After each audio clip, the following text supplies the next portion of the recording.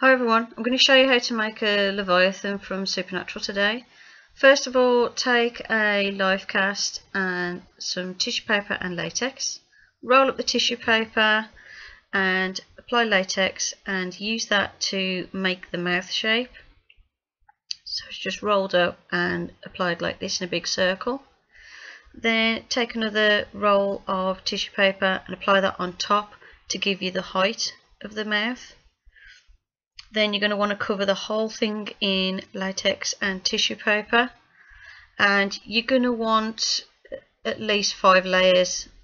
I've found that if you put about 5 or 6 layers on, it tends to be sturdy enough, and you want 5 or 6 layers over the whole thing. If you do less than that, then the prosthetic ends up being quite delicate and flimsy, and you'll have problems when you remove it from the life cast. Whereas if you do about 5 or 6 layers, it's a lot stronger and lasts better.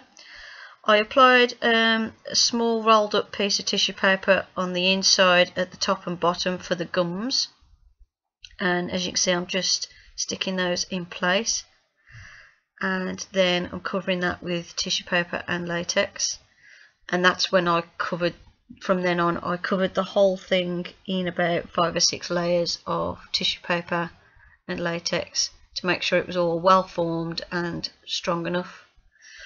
You want to make sure you put extra couple of layers around the eyes and nose as well, because I find they're the areas that if it's going to tear, it'll be when you take it off the nose part on the life cast.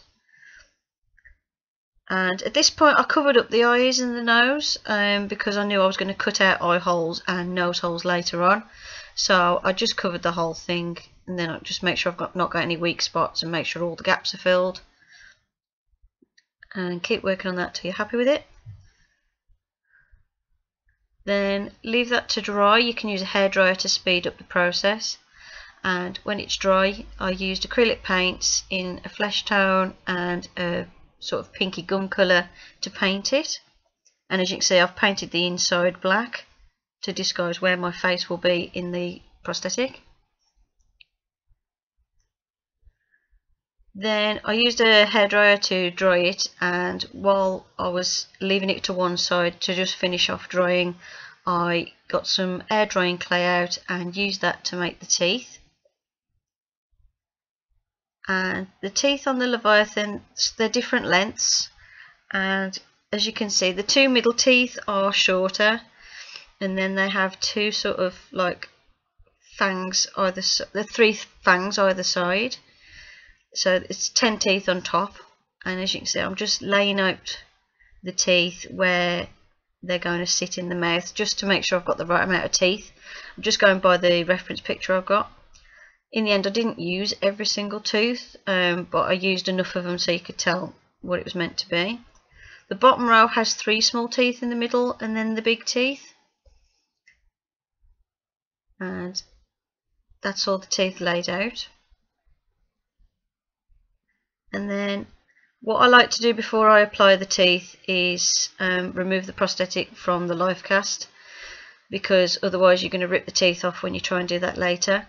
And I'd left mine on the life cast a bit longer than I should have done, so I did actually have a bit of trouble getting this back off the life cast, but I'll skip forward in a bit so you can actually see what it looks like off the life cast. It just took a bit more prizing than it would normally. Then I cut out the nose holes, because obviously we need to be able to breathe when wearing this, and I actually cut out a very thin mouth hole as well, because then I could drink while I was wearing it. And then I cut out my eye hole so I can see what I'm doing. Very important to be able to see and breathe through this, so I'm just doing that. It's a lot easier to do this before you stick the teeth on, obviously. Then I placed it back on the life cast, and using latex I stuck the teeth on. I tend to stick the teeth on before they've dried so they're still quite flexible, because then you can bend them into position if they're slightly out of shape. It did take a bit to get these to stick, so as you can see I used my scissors just to prop them in place while they're dried. Then while I was waiting for the latex to dry, I took some masking tape, stuck 4 pieces of it together, 2 at the front, 2 at the back, and I use this to make my tongue shape, because it has rather long forked tongue. Then I used my acrylic paint, so I used red mainly for this and a bit of yellow ochre to paint the tongue, and painted that on both sides, as you can see. Then I've got like a heat gun, and I use that to dry it off because it dries the acrylic quite quickly. And while it was warm, I bent the tongue into shape and held it, and then as it cools it stays in that shape. But as you see in a bit, I worked out I'd stuck the latex on to stick it on the wrong side, so the tongue was sticking the wrong way. So as you can see, the tongue's not doing what I want it to do at the minute. I cut out 2 chunks at the bottom of the tongue as well, by the way, so that actually when it's attached to the mask, it goes round the nose hole, so it doesn't block my nostrils, so I can still breathe. I reheated the tongue just so I could make it flexible and bend it back into shape. And then the next thing to do is take a bit of acrylic paint and repaint the gums, because there's a lot of latex on them from where I stuck the teeth on. So I'm just going around with that sort of pinky red gum colour and applying that over where the latex is, just so you can see the gums again. And just little touch-ups here and there, mostly the gums. There was a couple of spots on the black I had to touch up where I'd got latex on it. But yeah, that's pretty much it. And then I added a bit of a highlight around the edge on the lips. Just kept it very basic because I knew I was going to probably add a bit more paint to it when I apply it. And that's it. Hope you enjoyed the tutorial. Thank you for watching, and I'll see you in the next video. Bye for now.